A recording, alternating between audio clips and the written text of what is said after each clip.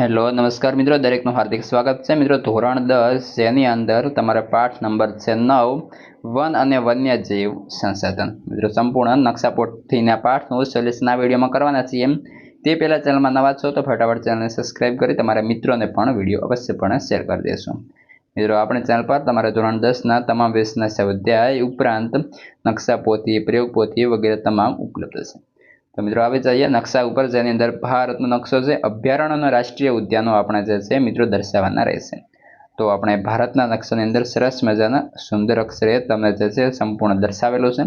તમે તમારી રીતે દર્શાવી લેશો, જેથી સારી રીતે તમે દર્શાવી શકો. ને મિત્રો તમામે તમામ જે છે તમારા નકશાપોથીના પાઠનું સોલ્યુશન પણ આપણે કરેલું છે, જે સંપૂર્ણ તમારા જે છે મિત્રો વિડીયો આવતા રહેશે અને તેની લિંક તમને આ વિડીયો ડિસ્ક્રિપ્શનમાં મળી જશે. મિત્રો પેજ નંબર 10, જેની અંદર પહેલું ખાલી જગ્યા આપણને પૂછે છે. તો પહેલી ખાલી જગ્યા છે એટલે કે વિકલ્પો સ્વરૂપે છે. તો જેની અંદર જે વનસ્પતિનો ઉછેર માનવીની સહાય વગર કુદરતી રીતે થયો હોય તો તેને અક્ષત વનસ્પતિ કહે છે. બીજું છે સામુદાયિક જંગલો પર સ્થાનિક સ્વરાજ્યની સંસ્થાઓનું નિયંત્રણ હોય છે, ઓપ્શન એ. ત્યારબાદ 3, જેની અંદર દુનિયામાં ભારતમાં વાઘ અને સિંહ તેમની કુદરતી આવાસમાં વિચરે છે.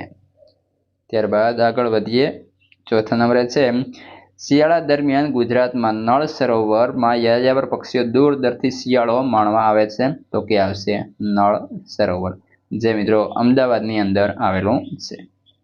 ત્યારબાદ 5, આજે ગુજરાતના જંગલોમાંથી તો કે વાઘ સંપૂર્ણપણે મિત્રો નષ્ટ થઈ ગયો છે.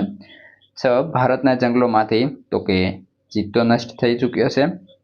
7, તો અભયારણ્યમાં ચોક્કસ મર્યાદામાં માનવ પ્રવૃત્તિઓને અનુમતિ આપવામાં આવે છે, ઓપ્શન બી.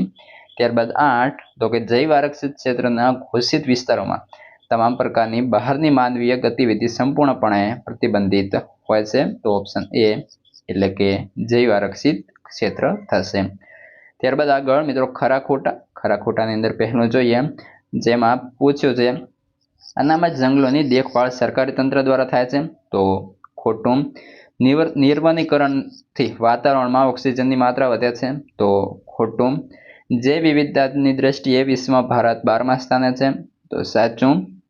અભયારણ્યમાં માનવ પ્રવૃત્તિઓ કરવા પર સંપૂર્ણ પ્રતિબંધ હોય છે. ખોટું. ત્યારબાદ આગળ રાષ્ટ્રીય ઉદ્યાનની તુલનામાં અભયારણ્ય વધારે સંરક્ષિત છે. તો એ પણ ખોટું થશે.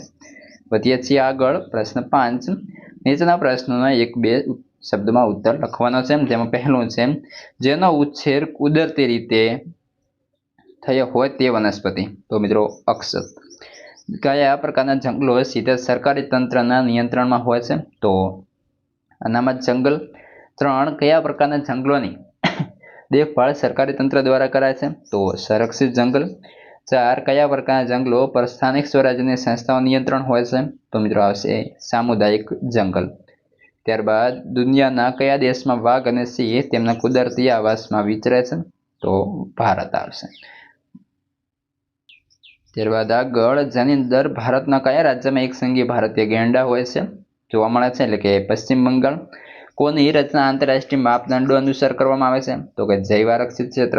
અને ગુજરાતના કયા વિસ્તારને જૈવ આરક્ષિત ક્ષેત્ર ઘોષિત કરાયું છે? તો કચ્છના રણને. પ્રશ્ન 6, જેમાં આપણે જોડવાના રહેશે. પહેલું છે મિત્રો અનામત જંગલ. તો અનામત જંગલની સામે આવશે સરકારી તંત્રનું નિયંત્રણ, ઓપ્શન સી. ત્યારબાદ છે સંરક્ષિત જંગલ.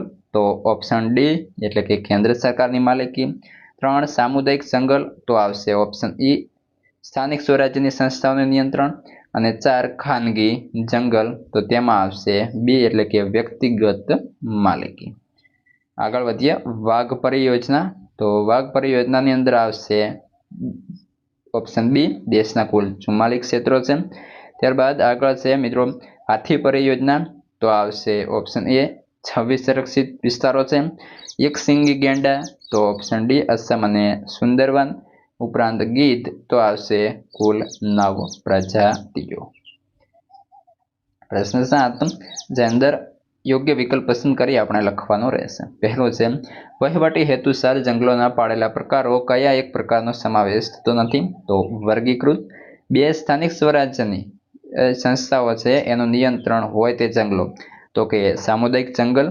3 ઉર્જા મેળવવા માટે લાકડાને શાનો ઉપયોગ કરાતો હોય છે, એટલે કે સૌર ઉર્જાનો. 4 ગુજરાતના જંગલોમાંથી લુપ્ત થયેલો વન્યજીવ કયો છે, તો વાઘ. અને ભારતમાં કયા પ્રાણીઓ લુપ્ત થઈ રહ્યા છે, તો ગુલાબી ગરદનવાળી બતક અને સારસ. આ હતું મિત્રો સંપૂર્ણ સોલ્યુશન. હવે આગળના પાઠનું સોલ્યુશન તમને આગળના વિડીયો મળશે, જેની સંપૂર્ણ લિંક આ વિડીયો ડિસ્ક્રિપ્શનમાં આપેલી છે.